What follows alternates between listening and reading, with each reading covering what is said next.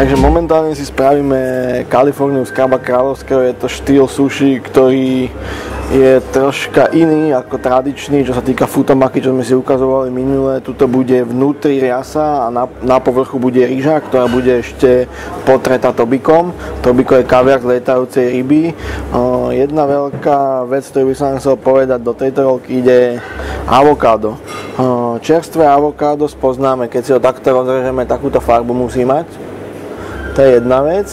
A druhá vec je veľká pomoc. Avokádo, keď ho chytím, na týchto koncoch musí byť mäkké. Musí byť také prúžne, že sa vráca naspäť. Vtedy znamená, že to avokádo je fresh a je kvalitné, je dobré aj chuťovo. Keď si aj tuto všimnete, sa mi to vracia. Niečo podobné jak na rybe, keď je ryba prúžna a keď stlačí mäso a vráti sa mi, tak vtedy znamená, že je čerstvá ryba. Presne je to tak rovnako aj pri avokáde, že je čerstvá a je chutné. To znamená, neobsahuje veľa vody, je také tučnejšie, maslovitejšie. Tak prejdeme si k samostatnej výrobe Kalifornie. Používame polovičnú riasu. Celá vyzerá takto. Rozdiel. Z tohto sa robí futomaki, z tohto sa robí Kalifornia a malé maki. Použijeme teda polovičnú riasu, ktoré používame aj na bežné maky. Na túto Kaliforniu ide troška viacej ryže ako na bežnú maki. Cca asi toľko ryže, ako ide na tú veľkú futomaki. Zase ryžu si rozprestreme do nejakého válčeka na riasu. Na spodnej časti mi rýža bude troška pretrčať cez riasu a na vrchnej časti mi bude rýža prakticky troška ostávať a riasa mi bude pretrčať. Robí sa to kvôli tomu, že keď potom budete baliť tú rolku, tak sa vám nestane, že vám niekde bude vidieť riasa alebo niečo podobné. Zase môžeme si tam dať tobiko, to je kaviar z lietajúcej ryby. Keď neviete sa dostať niekde v obchode ku tobiku, čo si myslím, že už dneska nie je problém, môžete tam dať sezam. Dá sa to obalovať v avokáde, to je troška zložitejší štýl.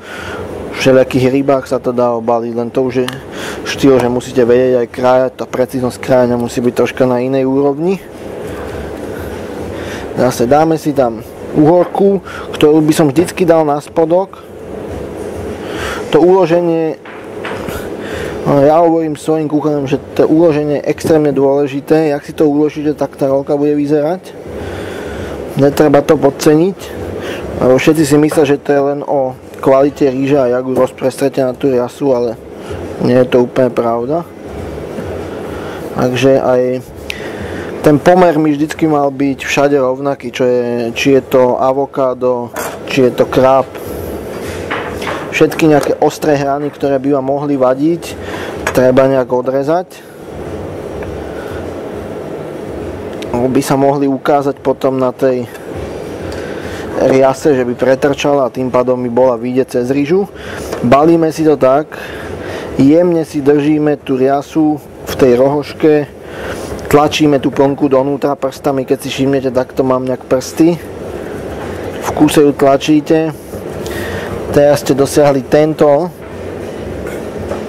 cieľ, čo chcete, jemne to zatiahnete a potom, keď si všimnete, tu mi pretrča troška riasa, tu mi pretrča ryža, pekne sa to krásne zabalí.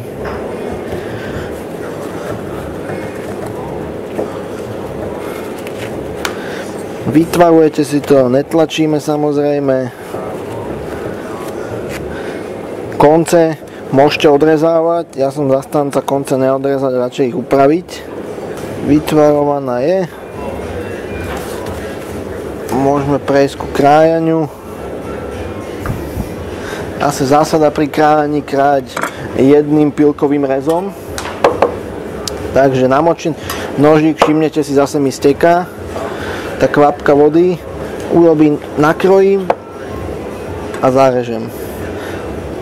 Môžeme si to krájať zase jednoduchšie, zase takto na polku. Všimnite si ten pilkový rez, urobím pomalšie, pomaličky krájam a potom na konci prerežem. Znova pomaličky krájam, na konci prerežem. Aj to krájanie by malo spôsobiť to, že by bolo všade cca rovnaké. Jemný schodík nikomu nevadí, ale nemalo by to byť nejaké moc pretrčajúce sa. Malo by to byť všetko v tom centre, rýža by mala byť všade rovnomerná a malo by to byť všade, vidíte, úhorku, kraba a avokádo. Nemalo by to byť, že máte niekde viacej toho. Malo by to byť cca rovnaké, nevidím vám to vždycky úplne všade, lebo ten krab je niekde tenší, avokádo hrubšie. To je samozrejme, nie je to strojom robené, ale mali by ste sa snažiť, aby tie ingrediencie boli všade 50/50.